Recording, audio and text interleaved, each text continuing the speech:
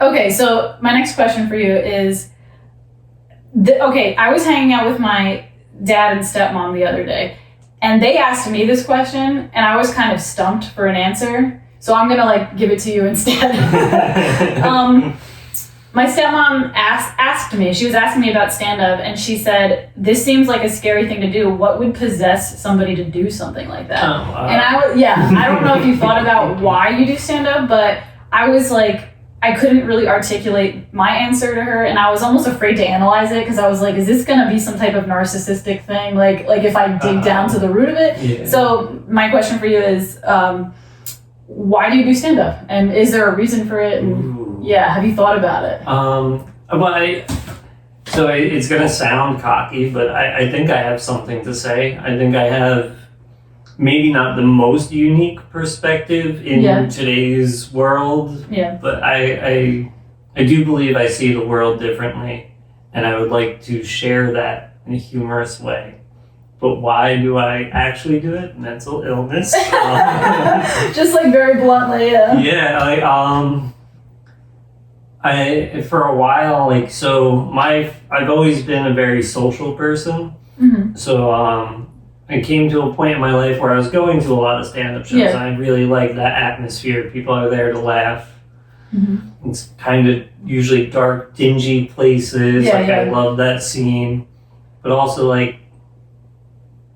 you get to numb out in a good laugh. You get someone else. A good stand-up has control of your brain. Yeah.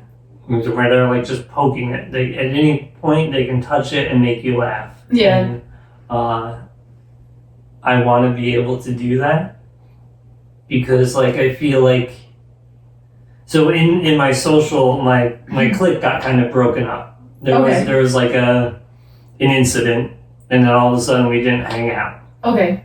Now you mean your clique within the stand-up community, or friends outside of the friends? This is before I started comedy, and then all of a sudden I just had this free time. Okay. And I was like, what am I gonna do?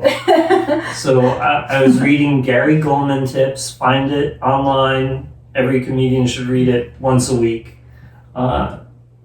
It's just go to an open mic. Yeah. I was going to see Dave Attell that night, and there was an open mic in Union. So you might as well go check it out. Yeah. I went there. There were 6 people. Kyle, Colorado was actually one of those people. And I saw them go up, and then the host was like, anyone else? And I was like, well, I guess I should. Why not? Yeah. And after the initial scare, what keeps me going back is the desire to get more of a laugh. So it's kind of like a drug for you. Oh, I'm addicted. It's an addiction. 100%. Yeah. I guess the same, I couldn't, like I said, when my stepmom asked me the question, no one had ever asked me it before, so I was kind of stumped for an answer, and I had to think about the question later, and I was like, why do I feel so stumped to answer this? And the only thing I can come up at first was the same thing. It's addictive. It's just there's something about the scene and the people and the just being, I don't even know how to explain it, but it's just feels like an addiction, you know? I 100%, I'm convinced I'm addicted to getting behind a microphone. Oh, yeah? Yeah, because if... Well... Yeah. But if you told me, hey, I have this open mic in a dark alley in Newark, it'd be I'm there. Yeah, what's hot? But you're also nervous on stage from not from my observation, but from what you told me. Yeah, I get. So that's interesting. I guess that's what my stepmom's question was. She's like, if it's so scary, why do you keep doing it? That's and I couldn't really answer it. I was just I really don't know, and I was afraid the answer would be really narcissistic, which it could be. Yeah, I think at the somewhere in the root of why I do it, there's narcissism. Mm-hmm. And just thinking that I can do it, especially with the goals that I have in my head. Yeah. They sound grandiose. We were talking to Andre Mitchell. We're talking about that. He needs to come on this podcast today because he was a very interesting person to listen to. So. Yeah, but he was talking about his goals, and I really identified he said, if I told you my goals, you wouldn't believe me, pretty much. Yeah. That's why he doesn't share them. And I was that's exactly how I feel. Like if I'm not sure if this answers the question as to why I do it, but it's a really hard question.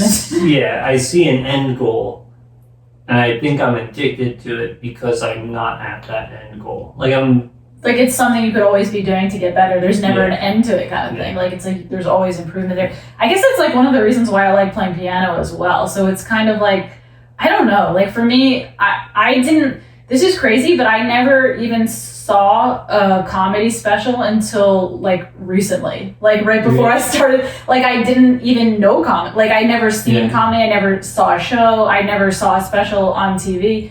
And a couple of years ago, somebody introduced me to a stand-up special, and I was just like really hooked, and then I was like, I need to know more.